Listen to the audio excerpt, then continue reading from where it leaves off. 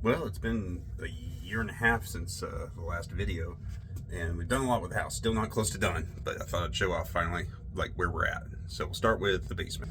Not really much to see. Got some outlets at the top of the stairs, light fixtures, and the guts of the house. Really, I pretty much call this place just a more glamorous crawl space. It's not really too useful for anything.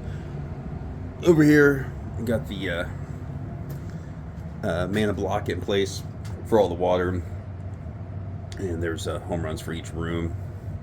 And I like this because I can isolate each room, and if I have to do repairs or additions or anything like that. Then we just a few months after we moved in, Lori decided we should have a water softener, so we installed this, and it works really well. We're on, I guess you would consider it city water, but it comes from a well. It's city water, so it's treated and everything, but it comes from the town of Genoa, and it's pumped over here to King Ferry. Well, it's actually just gravity fed, but that's the whole town. Over here, you can see all the final plumbing. This stack's for the guest bathroom. This is the stack that I added onto the house that didn't exist because we converted the one of the bedrooms into our master bath slash laundry room. So that stack runs all the way up through Finn's room and out through the ceiling for venting. This comes out of the kitchen. You can see all the vent and duct work for the furnace slash air conditioner, hot water heater. We had a lot of issues with water getting in, so Jack hammered up this portion of the basement, and I still haven't finished the job, as pretty much everything you'll see. But I put in a sump pit, and that has helped immensely. The basement has stayed dry since then. The other part is we bought, just like we had in North Carolina, a whole house dehumidifier, and that keeps that thing around, down to 60 or 50% humidity down here, which is pretty good for an old rock basement. Power panel's done. All of the everything is combined.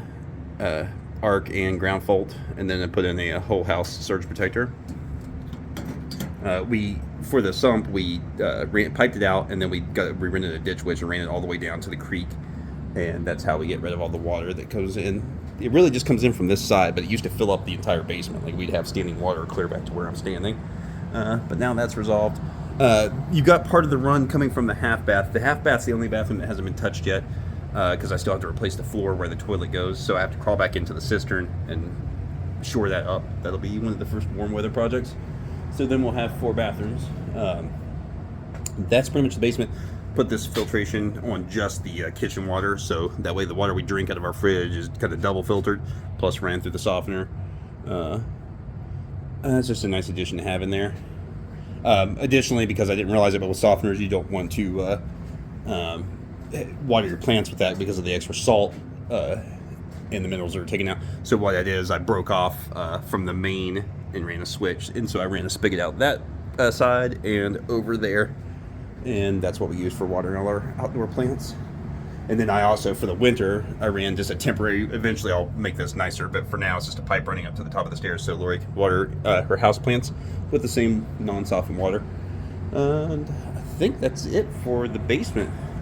Ran some extension so you can see all the Cat 6 running around to the different rooms, and additionally I extended the fiber and ran it up into the office so I could get the modem up and out of this basement.